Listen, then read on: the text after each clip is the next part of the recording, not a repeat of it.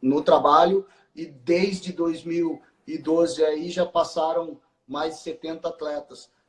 Que nem o Stephanie está aí. Ele também, da mesma forma, gerenciava isso com maestria ali dentro, e ter que se virar, e ter que controlar, e ter que dar o melhor para cada um. Falando nisso, Bebê, 1 minuto para você fazer suas considerações, porque acho que a nossa live vai cair. Então, dê suas considerações e eu vou chamar o nosso chefe, o homem que é o Big Boss. Tem o Dana White do UFC e a gente tem o Stephanie Dias, que é o cara. Suas considerações, meu amigo. Então, bom, meu amigo, basicamente nessa conversa toda aí, o que eu penso é que a gente tem que ter a consciência de alinhar teoria e prática da melhor maneira possível, pensar individualmente, mesmo que no coletivo. Ó, o Rony Marques aí, ó. É outro atleta sensacional que a gente teve a oportunidade de trabalhar. Uma pessoa que coloca, que faz o horário do treino, além de ser muito divertido trabalhar com eles. Então, assim, a gente está ali para organizar ser um maestro, vamos dizer assim, na parte da preparação física, alinhar teoria e prática, pensar individualmente e abrir um pouco a caixinha e pensar um pouco além da teoria, e ver que muitas vezes a prática, o buraco é um pouco mais embaixo. Então, quem tem a oportunidade de se enfiar de cabeça nesse mundo da prática, vai com tudo, e aí cada um tira as próprias conclusões do que pode ser mais efetivo, né? Então, assim, não existe regra pronta, não existe plano mágico, não existe periodização mágica, método mágico. Isso aí é muito bom no computador, na página do livro, mas na prática é um pouco diferente. Então, as minhas considerações seriam essas. Quem quiser me seguir, vai lá no meu Instagram, vai poder ver muita coisa. Fico feliz de poder interagir com vocês aí, trocar esse bate-papo aí, falar um pouco da realidade. E é isso aí, meu amigo. Vamos que vamos. Vamos caçar mais resultado. Obrigado por você estar aqui conosco no nosso Papo de Ciência. E com certeza faremos muito mais vezes isso aí. E agora, vamos trazer... Agora sim, pô, eu tenho que falar.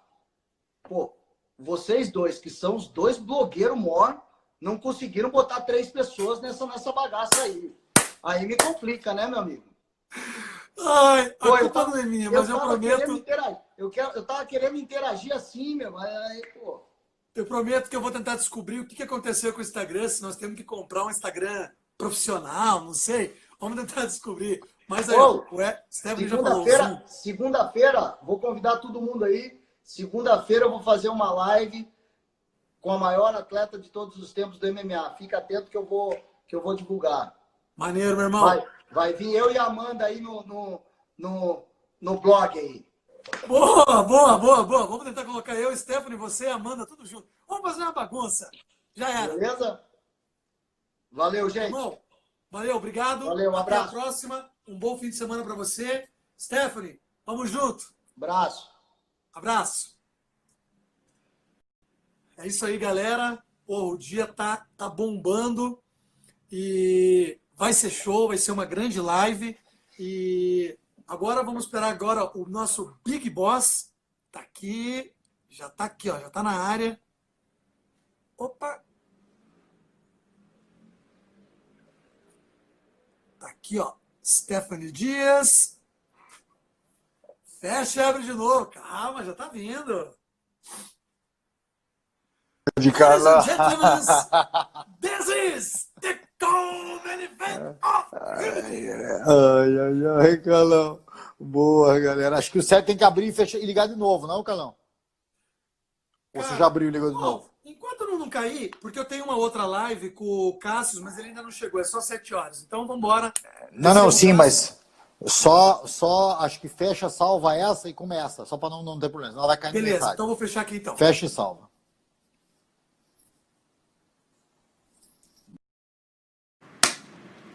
Pronto, galera. Estamos na área de novo. Opa!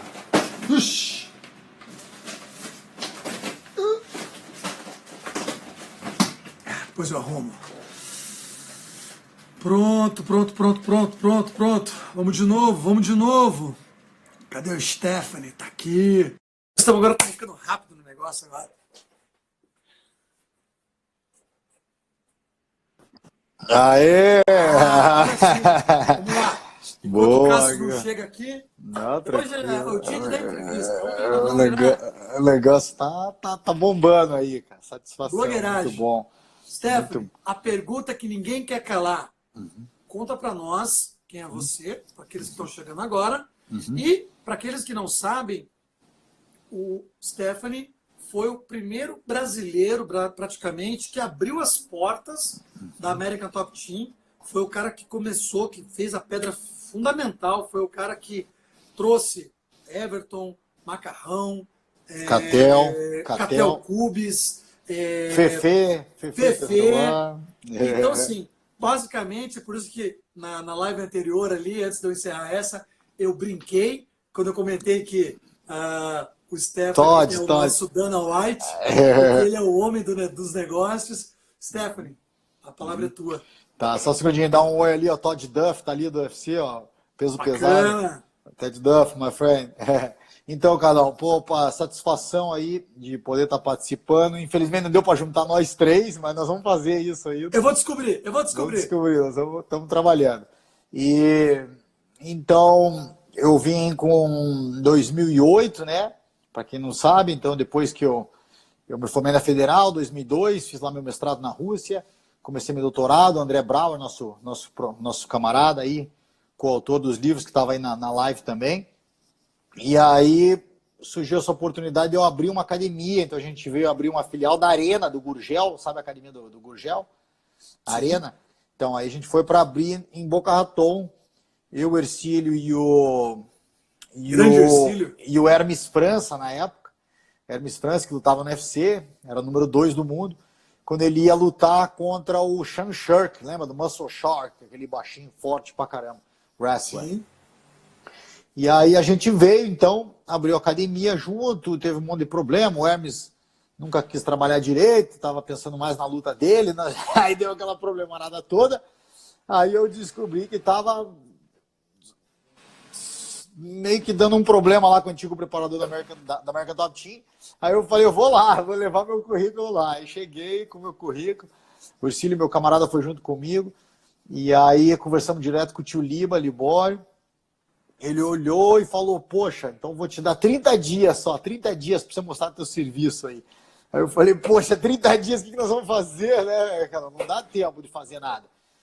E aí eu falei, poxa, aí eu comecei a ver que o pessoal tinha problema para baixar peso. E aí eu vi, eles me deram uma salinha, tinha uma cama de massagem.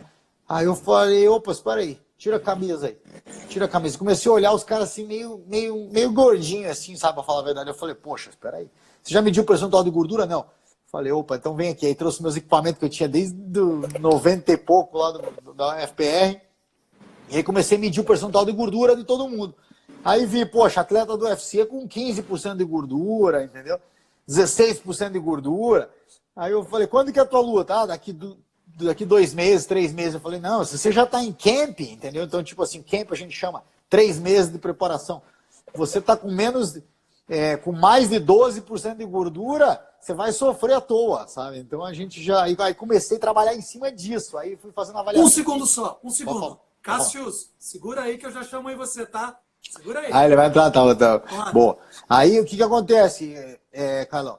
Então eu comecei fazendo trabalho de avaliação física em todos os atletas, mesmo os que eu não treinava, certo? Então fiz aí num mês praticamente 40 avaliações todos os atletas profissionais que tinha na época, e aí comecei a dar umas orientações pro pessoal, falei, ó, você tem que baixar aqui, tá ali, e aí começamos a alterar, aí que o Libório, não, então fica mais um pouco, teoricamente ele ia me dar um contrato logo depois desse mês, mas ele falou, vai mais um pouco, aí foi nessa situação assim, entendeu, então coisas da América aí, e eu tava me pagando, mas ele foi me pagando em dinheiro, entendeu? Sem me dar um contrato, isso prolongou quase 2 anos, pra você ter uma ideia. Caraca! Loucura, para ter um contrato mesmo de trabalho. Mas aí eles, pelo menos, foram bem legais comigo, assinaram o meu visto, então isso também é uma coisa muito boa. porque você tem que ter um sponsor. Quando você vem nos Estados Unidos, tem que ter um sponsor para você assinar. E até o Juan Carlos Santana, que tem o IHP, Institute of Human Performance, ele tem livro aí no Brasil, Santana, meu camarada, ele que foi um dos que assinou também, ele olhou minha papelada, mesmo sem me conhecer. Depois a gente se tornou parceiro, trabalhou muito tempo junto com os atletas na academia dele. Tá? Então, foi mais ou menos aí, foi abrindo a oportunidade. Aí deu oportunidade, precisava de um treinador de trocação, a ideia inicial era trazer o Noguchi, grande mestre Noguchi. Só que o Noguchi não gosta de viajar de avião, ele tem problema de labirintite, tem um monte de problema. Cara, essa é uma história muito engraçada, né? O Noguchi não vai pro UFC nos Estados Unidos porque ele não gosta de viajar de avião, ele tem problema de labirintite. Aí a gente falou, poxa, não é possível. O Noguchi não gosta de viajar de avião. Aí eu liguei pro mestre Noguchi, eu tava lá em Las Vegas, pra ter uma ideia, na luta do Pitbull. E o Pitbull ia lutar, e o Pitbull tava com o Tibau também. E o Pitbull tava preocupado. Aí ele ia lutar contra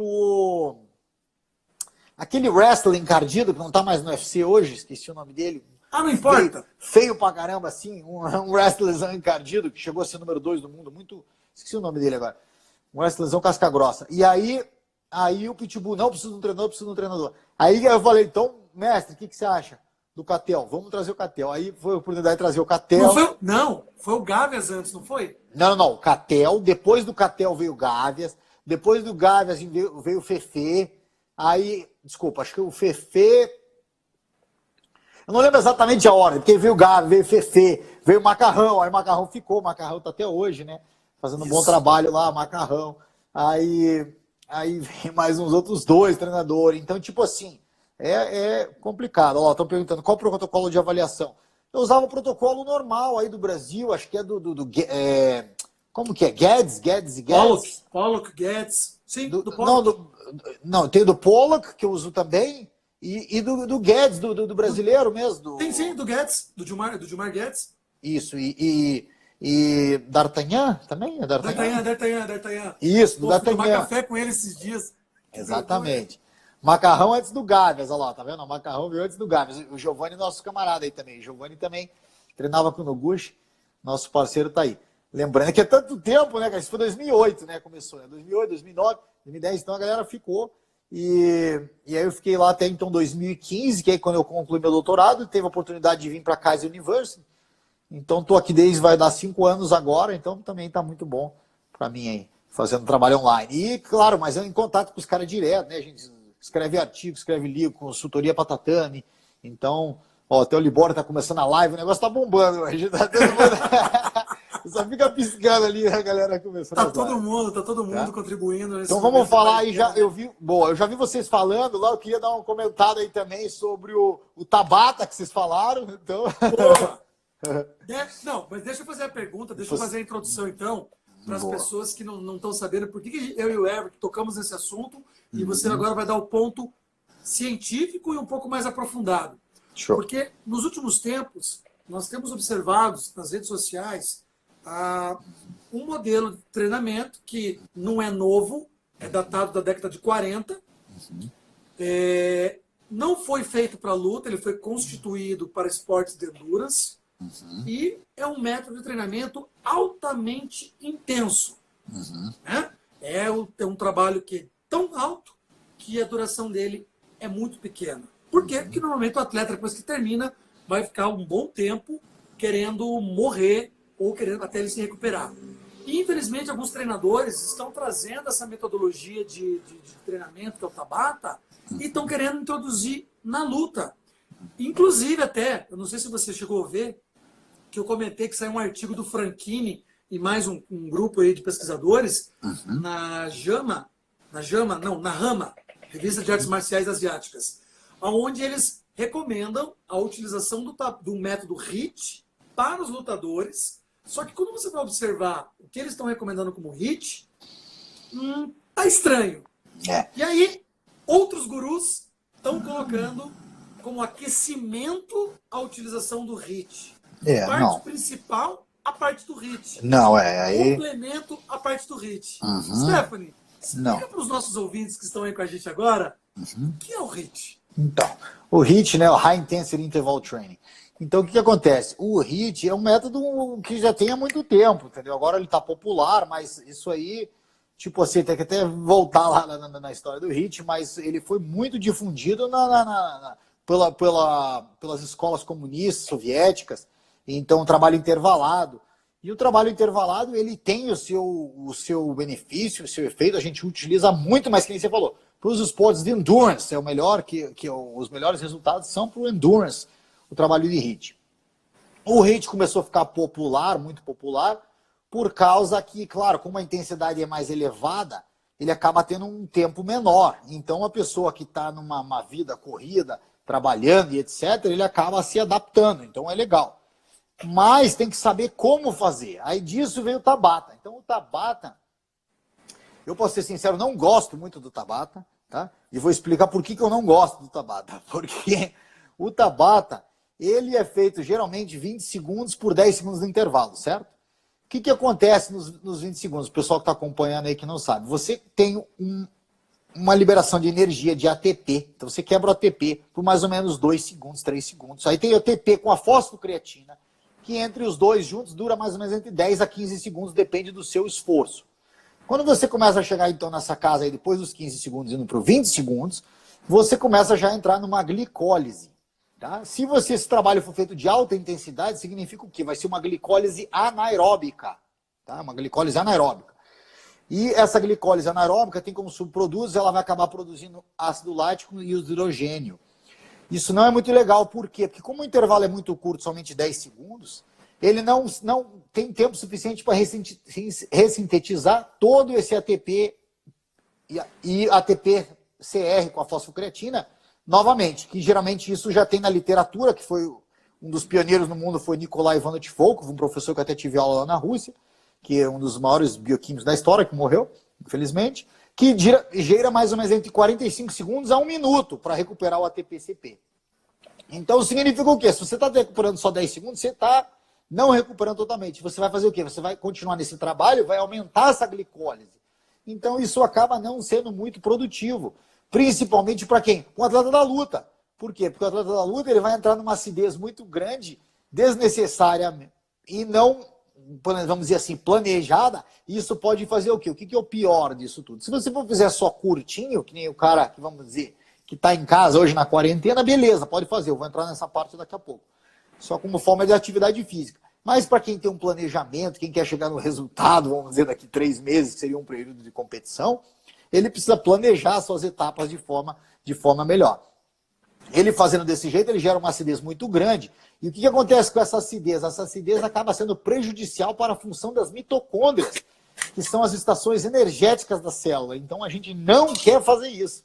Então por isso que eu sou contra esse método de Tabata, principalmente se aumentar muito a acidez. Se você fizer ele com baixa intensidade, não tem tanto problema, mas também não tem tanto benefício. Então acaba sendo assim, uma coisa que pode ser utilizado, mas não tem nada demais. Tá? E como que ele pode interferir, Stephanie, no controle de carga interna, levando em consideração que normalmente o lutador ele tem em média 3 até 4 treinos no dia e você vai colocar um Tabata. O que esse Tabata pode interferir nesse controle de carga? Não, então, aí pode prejudicar tudo. Isso é outra coisa que o pessoal não entende. O pessoal tem que saber que, principalmente quando estamos falando de treinamento desportivo, você tem que começar com a preparação técnica e depois ir para a preparação física. Então o cara já quer usar um trabalho desse, vamos dizer, de aquecimento, é um aquecimento que já vai gerar uma acidez desnecessária na musculatura. Então essa acidez, isso aí, tem vários dados, até minha pesquisa de mestrado foi sobre isso, a influência da acidez na precisão de movimentos. E aí nós conseguimos provar que quanto maior a acidez, maior o número de ácido, a concentração de ácido lático, que não necessariamente é o ácido lático que prejudica, mas a gente consegue medir, mensurar o ácido lático, e sim os íons de hidrogênio, que são prejudiciais, você vai ter uma redução da precisão dos movimentos. Então, para o trabalho técnico não é legal. Então, você tem que estar descansado. Então, é mais fácil você fazer um aquecimento normal, aquecimento que fazem nas academias de luta, aeróbico, pulando, saltando corda. O aquecimento tradicional é melhor do que tentar inventar e tentar fazer uma coisa de alta intensidade antes de um trabalho técnico. Não deve ser feito. Então, gurus de plantão, por favor, Parem de colocar Tabata no aquecimento. Não, Tabata de aquecimento, vocês estão não. atrapalhando os seus lutadores. Vocês estão atrapalhando, com certeza. Para todos os esportes, na verdade. O que você tem que fazer? O recomendado. Tava ensinando isso ontem. Estou treinando uma disciplina, os meus alunos aqui do Strength and Conditioning, que usa um material muito bom do National Strength and Conditioning Association, que é para passar no CSS, o Certified Specialist, que até os alunos meus estão entrando aí, americano. E aí o que acontece? O aquecimento, ele tem que ter uma média, vamos dizer, entre 5, no máximo 20 minutos. Por que tão grande, professor? Por quê? Se você estiver trabalhando na Rússia, por exemplo, morei lá, é frio para Denel. Então o que acontece? Você está naquela sala que a calefação não está funcionando direito. Você está passando frio, até 15 minutos, 20 minutos, você ainda não está pronto. Você tem que estar com o teu organismo preparado para a atividade. Agora, se você estiver entrando no verão do Brasil, que, vamos dizer, nem tem ar-condicionado, aqui na Flórida, que nós já está começando a esquentar, em Orlando, principalmente onde eu moro, que é quente e úmido, e você estiver trabalhando lá de fora, então 5 a 10 minutos é o suficiente. Por quê? Você vai fazer o aquecimento geral, que seria o quê? Independente da sua atividade, você vai recrutar grandes grupos musculares, peito, costa, perna, pode saltar corda, jumping jacks, né, que chama, que é tipo polichinelo. Polichinelo. Grandes grupos musculares. E elevar a temperatura corporal, a frequência cardíaca, 5 minutos o suficiente. 5 a 10, dependendo da temperatura. Aí você vai fazer o quê? Você vai fazer o aquecimento específico. Esse tem que ser de acordo com a sua modalidade. Então, se é o cara da luta, ele vai fazer o quê? Ele vai fazer o shadowbox. Ele vai fazer, se é jiu-jitsu, ele vai fazer o drill, vai fazer a técnica. Se é do judô, ele vai dar as entradas de queda. Se é o cara da bicicleta, ele vai na bicicleta. Se é quem está aí acompanhando, que é os atletas aí, amigo nosso, que faz triatlo, então você vai fazer ou na bicicleta ou na natação. Aí você vai passar para o aquecimento específico. Então você fez 5 a 10 minutos de aquecimento geral, aí você vai fazer mais 5 minutos de aquecimento específico, e aí você tem o alongamento dinâmico, que é a flexibilidade dinâmica, que é o quê? Não é um antigo estático que você segura a posição para ajudar a flexibilidade, não. Esse você só pode fazer ao final da atividade, tá? O aquecimento antes da atividade, isso tem...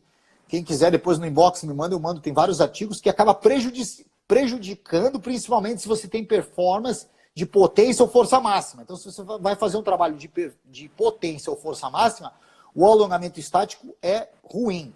Então, ó, primeiro eu faço o aquecimento, depois realizo o Tabata. O Tabata você tem que pensar como um treino, não como um aquecimento. Você não pode pensar o Tabata como um aquecimento. Como um aquecimento é errado, tá?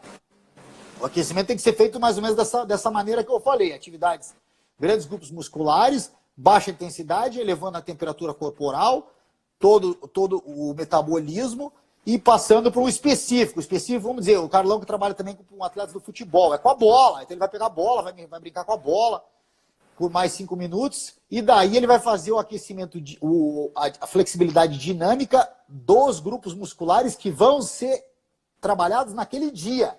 Tá? Então, como que você faz? Você vai atingindo a amplitude máxima, mas sem segurar, sem o relaxamento da musculatura. Senão você vai acabar relaxando a musculatura e prejudicando. Tá bom? Então, isso é uma das coisas. Outra coisa do Tabata. O pessoal que está na quarentena, não tem o que fazer. Tá aí. Viu o vídeo na internet, quer fazer um Tabata? Vai fazer, mas vai ser uma atividade física. Então, ele vai fazer para aumentar o gasto calórico. Pode, nesse objetivo, pode ser feito.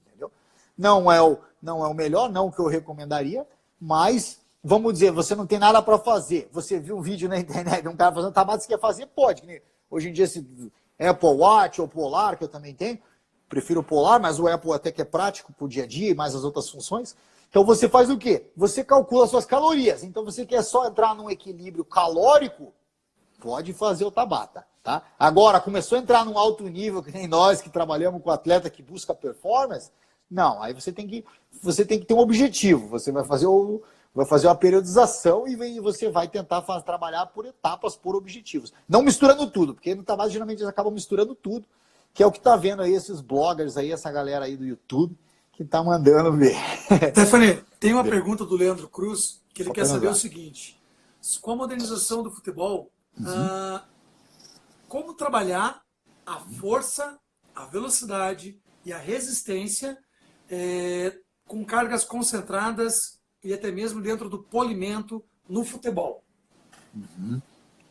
Vou pegar o nosso livro aí. Show, mostra lá. Vai Então, explicando aí, vai explicando. vou falando. Então, ó, o que acontece? No futebol, o que tem que cuidar? Tem que cuidar porque, geralmente, o período preparatório é muito curto e o competitivo é muito longo. Então, você tem que fazer o quê? Você tem que tentar dar uma ênfase. Esse é do livro aí, que foi com base nas minhas pesquisas aí de mestrado e doutorado. Então, é mais na parte da preparação física e técnica, né? E com vários outros pesquisadores. Então, o que acontece? Você tem que tentar fazer o período preparatório dar ênfase no trabalho de força. Então, a prioridade, até na live de ontem, quem assistiu com o Everton, é bem a linha que a gente trabalha. Você tem que fazer a estrutura, você tem que fazer a fundação. Você vai construir uma casa, ela tem que ter a fundação. A fundação do corpo humano é o quê? Estrutura muscular, fortalecimento de tendão e ligamento. Então, toda a base do treinamento de força, bem preparado, com antecedência, ele vai ser o trabalho inicial que deve ser feito. Você está se aproximando do período competitivo, aí você vai dar uma ênfase nos trabalhos de potência. Então, que seria o quê? Uma redução na carga. Vou dar um exemplo para o pessoal entender. Força seria aí você ficando entre 2 a 6 repetições. Eu gosto de trabalhar na casa de 6 repetições para trabalho de força máxima, tá? Com intervalos longos. O intervalo tem que ser mais longo para possibilitar a total recuperação. Você pode fazer isso aí, por exemplo, 2, 3 semanas. Quando você... Árvore com raiz fraca. Árvore com raiz fraca cai. É isso aí. Boa, boa, André. André Brau aí, nosso grande professor e amigo e parceiro. Então, aí o que acontece? Depois que você fez essa base de força, você vai passar para a potência. O trabalho de potência, você vai ter que fazer o quê? Você vai reduzir um pouco a intensidade da carga e vai dar uma ênfase na velocidade. Então, vamos dar um exemplo. Se o atleta estava usando 80% do seu 1RM, tá? Alguém que faz, vamos dizer, um agachamento com 100 quilos, estava usando 80 quilos, e ele estava tentando fazer séries máximas, quantas repetições ele conseguisse, ele vai baixar para, vamos dizer, para mais ou menos 60%, 65%, e vai tentar fazer, geralmente, um protocolo muito utilizado, são 5 séries de 5 repetições para potência, tá? Então, 5 séries de 5 repetições. Aí ele vai fazer o quê? Só que aí agora a ênfase já é na velocidade. Então, potência, lembrando, força versus velocidade. Então, você gera potência. Aí isso pode ficar mais ou menos também mais umas 3 semanas. Aí você pode entrar já no período competitivo. Entrando no período competitivo, a ênfase agora é o quê? É velocidade, então cargas bem baixas, máximo de velocidade, e você pode entrar numa manutenção de força. Então é muito difícil você ganhar força durante o período competitivo, porque você tem muitos jogos, muito desgaste. Então isso tem que ser feito antes. O que é o problema aí falando principalmente do atleta brasileiro? O atleta brasileiro, quando ele está no off-season, que chama, ele quer entrar de férias. O atleta não tem férias. O pessoal tem que entender que o atleta profissional não tem férias. Ele está no quê? No off-season. Ele não está competindo, mas ele tem que estar treinando. A gente pode dar umas férias, a gente dá para o pessoal aqui, para os atletas, é o quê? Você tem direito a ficar aí 2 semanas no ano passeando com a tua família. O resto você tem que treinar. Se você não treinar, você perde os seus resultados. Um exemplo, o Tony, que também é coautor no outro livro de futebol que a gente tem, que está na Nova Zelândia, estava conversando com ele ontem, estou até ajudando na dissertação dele de doutorado, estudou comigo na Rússia. Ele trabalhou, para você ver uma ideia, Carlão, no Spartak, no Dinamo e no CSKA. Ele ficou quase 6 anos no alto nível da Rússia do futebol. Fisioterapeuta like, atletas top, milionários, certo? E o que ele viu? Ele falou, o pior atleta que ele tinha para trabalhar, adivinha quem que era? Brasileiro. Brasileiro! Por quê? Porque o brasileiro ganha bem, entendeu? Então tá lá na Rússia ganhando muito bem, com toda a regalia, porque, entendeu? Você fica tipo estrela mesmo, ainda mais lá na Rússia. Eles valorizam muito o futebol e muito mais ainda o futebol brasileiro. Então o cara fica estrela mesmo. Aí o que acontece? O cara vem para as férias do Brasil. Ele falou assim, absurdo. De um cara ficar, tipo, num mês, o cara ganha 10% de gordura em um mês, Carlão. Sabe? Então você imagina o trabalho. Isso aqui, inclusive, é um tema que nós vamos abordar num outro dia, que as pessoas vão me pedindo para eu explicar um pouco mais sobre isso, que é a questão do fim da carreira do atleta, que é o aspecto do destreinamento. Por que atletas como Ronaldo Gaúcho, Romário, que passou por uma cirurgia bariátrica, inclusive, Por que eles têm a tendência, vampeta, engordam absurdamente? Mas isso nós vamos falar num outro ponto. Numa outra live, beleza. Então nessa, falando sobre o Tabata, quem está ouvindo, que não for atleta, quiser usar como um meio de atividade física, pode, tá? Lembrando o quê? Aí você está meio que não está treinando nada muito específico, você está aumentando um gasto calórico. Então, quem quiser só a manutenção do percentual de gordura ou entrar num déficit calórico, pode fazer. Alguém que tiver aí preparador físico, que estiver utilizando isso como aquecimento, não é recomendado, tá? E a ênfase deve ser no trabalho técnico antes do físico, tá bom? Então tem que tentar dar ênfase no técnico antes do físico. Às vezes não dá. Então, que nem o Everton falou, às vezes você tem que seguir o cronograma, e aí você tem que lembrar, tem que estar te pagando. Então, o atleta está te pagando, ou a equipe está te pagando, você tem que seguir o que você consegue. Aí você, claro, vai tentar adaptar. Mas lembrando, por quê? Que não é interessante. Se eu fizer um trabalho de preparação física de manhã, vamos dizer, um trabalho de potência desse, com cargas moderada a elevada, com alta velocidade, então eu vou fazendo um microtear, as lesões nas fibras musculares, eu estou depletando glicogênio, eu estou fazendo um desgaste no meu atleta. Então ele chegar no trabalho técnico, que seria o mais importante para a modalidade, certo? Se o cara quer fazer uma modalidade esportiva, eu tenho que auxiliar na modalidade, não prejudicar a modalidade. Aí ele vai entrar depletado para fazer. E aí, principalmente na luta, que é onde o atleta se machuca. Por quê? Porque às vezes ele vem de 2 treinos e quer fazer o 3º treino. Aí deixa o treino, vamos dizer, o live, que a gente chama, né? Que é a luta mesmo, a parte do corpo a corpo, e depois que ele já está depletado. Então aí acaba se machucando. Então a gente viu acontecer muitos casos de atleta se machucar por causa disso, tá? Pela ordem errada. E como que você faz para controlar essas questões de volume de carga, controle de carga? Você é mais a favor dos softwares? Você é mais a favor do feedback visual? Como é que você trabalhava com isso, Sérgio? Isso, feedback visual eu gosto muito, entendeu? Então eu tento fazer uma coisa legal, que foi vantagem aí, até o André, não sei se está ali ainda, que a gente teve aula com o Lev Pavlovich Matviev, que inventou a periodização. Então a gente teve 2 anos de aula com a fera, e ele, poxa, professor duro, judiou da gente, mas foi bom, porque deu essa cascorada. Tá? Então o que acontece? Que eu aprendi, não usa mais com atleta de alto nível, você não usa mais do que 3 semanas aumentando ou a intensidade ou o volume mexendo. Então você, a cada 3 semanas, mais ou menos, você dá uma aliviada. Eu gosto de aliviar no volume, tá? Por quê? Porque você aliviando o volume, você mantendo a intensidade, você mantém o nível de treinabilidade do atleta. Você não perde performance, mas você faz com que o organismo se recupere. E depois, tendo aula com o professor Celuiano, nós temos vários livros aí pro pessoal. Depois, se quiser, mostra algum aí, tem o do MMA aí e algum outro livro. Vai mostrando aí só pra galera ver. Que tem muitos dados ali. E, então, o que acontece? Para ser bem sincero, Carlão, quando tá perto de competição, eu trabalho 2 semanas intenso, 1 semana aliviando, Carlão. 2 semanas intenso, 1 semana aliviando. Por quê? Porque aí você garantido que o atleta não vai entrar em overtraining. Garantido. Pode falar. Beleza. No máximo 3 semanas ou 4 semanas. Se você passar mais do que 1 mês sem dar o deload, você reduzir, a chance aumenta. Tá? Então nós estamos fazendo o quê? Claro, falando de atleta que está natural, beleza? Porque outra coisa que eu queria fazer aqui, que eu queria falar, é do CrossFit. Você começou a falar isso ontem com o Everton, e se você me permitir, eu quero comentar também.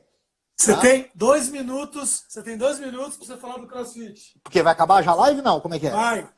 Eu vou entrar em outra, já que entendi. Tá bom, desculpa. Olha lá, então olha só, galera. A gente vai fazer mais na sequência, tá bom? Isso é muito bom a iniciativa. Olha. Essa é a edição que está na mão. Só para avisar a galera. No janeiro, acho que já por novembro, dezembro. Acho que até o final desse ano. Atualizada onde nova. Eu também estou fazendo parte dessa estrutura. Carlão tá com a gente. Para quem não sabe, Rima Kinetics, galera. A maior editora do mundo aí, assinou o contrato. Comprou o direito autoral do nosso livro. E o Carlão tá junto, o Everton tem só fera brava, o André brava que tá aí. Então nós estamos todo mundo aí. Então olha lá, para terminar o negócio do CrossFit, antes que acabe isso, meu irmão, grande Steve, advogado do CREF aí, para quem não sabe, desde 2006 fazendo um trabalho bom aí pelo conselho. Uma coisa, galera, isso que eu ia falar do CrossFit, então, para acabar, Carlão. O problema do CrossFit, principalmente aqui nos Estados Unidos, é que não tem o Conselho de Educação Física. A galera acha, poxa, os Estados Unidos, país do primeiro mundo, potência, e não existe um conselho, é uma bagunça, Carlão. O cara trabalha de Uber, deu um problema desse aí, vamos dizer, quarentena, não pode mais dirigir. O cara decide virar coach. E o cara vira coach, cara. É um problema isso, grave aqui nos Estados Unidos. Isso revolta. O Everton mandando um oi ali. Então, o meu problema maior com o CrossFit, principalmente aqui nos Estados Unidos, que é onde começou, né? Que não, o cara não tem diploma e o cara começa e faz um cursinho online qualquer, diz que tem uma certificação, sabe Deus quem lá que inventou, e o cara começa a prescrever treino. Isso é um problema grave. Por quê? Vários artigos aqui, posso, quem quiser depois falar que eu tô com implicância, não. Tem pessoas que trabalham com CrossFit bom, como o Alcini aí do Curitiba. Opa, na rua. O Alcini não trabalha com CrossFit. Não é CrossFit. O Alcini trabalha com levantamento de peso olímpico. É um grande treinador de levantamento de peso olímpico. Isso, desculpa. Não vai botar positivo no menino. Não. Não. Tá bom, eu defendo ele. Já comentei, Everton, depois você escuta. Eu já falei que o trabalho de aquecimento não presta, tá? Só para falar. O que é o problema do CrossFit? Aí a galera fala, poxa, mas os atletas são em forma, os atletas... O CrossFit, ele não tem uma estrutura, os CrossFit no geral, principalmente aqui no americano, tá? Ele não tem uma estrutura muito organizada e é aquela modalidade tipo vai, tipo esse negócio do Tabata aí. Aí você pode falar, mas os atletas estão em shape, então, puxei um artigo aqui, ó, que está no próprio Games CrossFit, anúncio deles, tá? Outubro de 2019, tá bom? Tem aí, aqui lá, 5 meses. A lista dos novos atletas que foram pegos. 7 atletas foram pegos no doping pelo CrossFit, incluindo o número 9 do mundo, Ana Fracco, número 4 do mundo, Hilly Thompson, Mauro Acevedo, número 3 do mundo, número 16 do mundo, entendeu? Então, tipo assim, o problema do CrossFit é o quê? Que eles estão querendo fazer uma modalidade que, teoricamente, deveria ser feito pegando, vamos dizer, isso aí, que nem você falou do LPO, pegando movimentos do levantamento de peso olímpico, que tem uma estrutura olímpica, e botando para pessoas que não são qualificadas na modalidade vai. Aí o que está acontecendo? Quem se dá bem, o que acontece? Tem que injetar, tem que ter recurso hormonal para poder tolerar essa carga elevada de treino, essa falta de periodização, e por isso que está dando esse tanto de número de doping de atletas do CrossFit, principalmente com a elite do CrossFit, tá? E quem não utiliza de hormônios acaba se machucando. Então, que é o caso que eu vi vários casos de praticantes, não posso nem chamar de atleta, praticantes de CrossFit se machucando, tá? Vou aproveitar, Stephanie, e depois até se quem quiser eu mando. Ou até se você quiser, Stephanie, mandar esses artigos, eu boto lá no meu Linktree. Também, mano. Pra galera baixar à vontade. Uhum. Tem um artigo que saiu do começo desse ano, inclusive de um grande professor amigo meu aqui da Pontifícia Universidade Católica do Paraná, onde ele dosou, obviamente é um questionário, mas onde ele dosou os recursos anabólicos entre praticantes de academia e crossfiteiros. O que você vai se surpreender mais, que é os dados que mais me chamou a atenção, e eu que sou um ex-treinador de fisiculturistas, tenho vários atletas campeões fisiculturistas, homens e mulheres, é a dosagem que as mulheres estão tomando. No CrossFit? No geral. No geral. A galera que está treinando. Tem mulher que está tomando 2 gramas de testo. Pô, louco. Por quê? Por... Semana. Tá louco, cara. Não, umas coisas loucas. Depois eu vou pegar o artigo e vou postar lá pra galera, quem quiser. Cara, os dados, tudo bem, algum vai dizer, não, mas eles estão mentindo. É pior ainda. Porque se o cara tá mentindo, se a mulher tá mentindo que tá tomando 2 gramas... Imagina, tá tomando mais. Tá tomando mais, Ela não vai dizer que tá tomando menos. Não. Ou não vai dizer que tá tomando nada, ou vai dizer que não tá tomando... Não que tá tomando mais do que tá tomando. Ninguém vai dizer que tá tomando mais. Nunca dizer... Não, eu não tomo. Ou ela diz que não toma. Então, ou seja, de fato, é um ponto preocupante. Preocupante. Considerações. Galera que faz atividade física, tenta seguir, principalmente profissionais que são, vamos dizer assim, que tem uma experiência, que tenha um nível de certificação, graduação, entendeu? Então, o que eu posso recomendar aí, André Brauer, que está aí, Márcio Pimentel, Coach Carlos Alves, Everton, Alceni, Diego Lacerda, entendeu? Então, professor Marco Aurélio Cota Júnior. Então, professores que têm fundamentação teórica e prática, tá? Também tem muitos professores que às vezes têm muito canudo, mas também nunca foram para academia. Isso, infelizmente, existe, tá? Isso é uma tristeza, até aqui nos Estados Unidos eu vi vários, também me decepcionei. Então, desde que eu estou aí em 2008, que eu me mudei, né? Então, eu acabei também vendo isso, porque a gente sempre imagina, pô, os Estados Unidos é tudo perfeito, é tudo lindo. Não, não é. Tá? Então, um dos grandes problemas que eu vejo é a falta do conselho. Então, quem acompanha aí, valoriza, galera, porque faz a diferença, tá? Você vê cada bizarrice que você não acredita. Bizarrice que você não acredita aqui. Tá? Então, essa é a minha consideração. Procure profissionais qualificados. O Papo Ciência aí que o Carlão inventou uma boa ideia, muito legal. Estamos de 100% aí apoiando. Tá? Então vamos fazer mais lives e manda o tema pra gente. Entendeu? Manda o tema, a gente puxa o artigo e dá um comentário.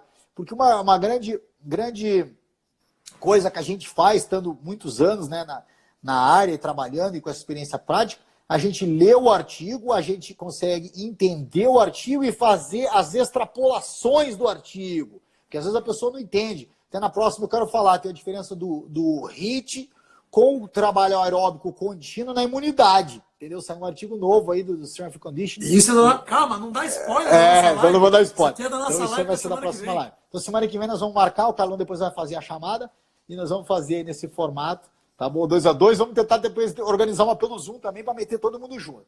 Tá Perfeito. Bom? Valeu? Meu irmão, obrigado por você estar aqui comigo, disponibilizar o teu tempo, do teu final de semana, da sua esposa, dos seus filhos, que são adoráveis. Manda um beijo para todo mundo aí.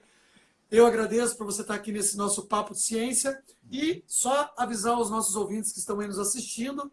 Eu agora saio, me despeço com o Stephens, agora é eu que vou dar entrevista para um colega, o Cássio Macedo, que está aí com a gente também nos dando essa moral. E depois, às 8 horas, a gente vai discutir um pouco de fisiologia do exercício. Hoje. Com uma grande Fera Brava, professor da Inspirar Campo Titi, Grande. abraço.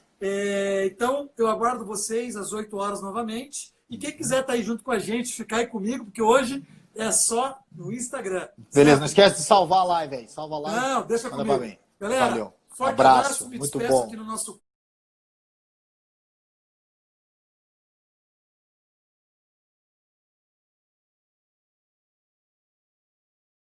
Papo de Ciência e até Show. o nosso próximo bloco. Um Valeu, abraço. galera. Tchau, tchau. Abração. Tchau.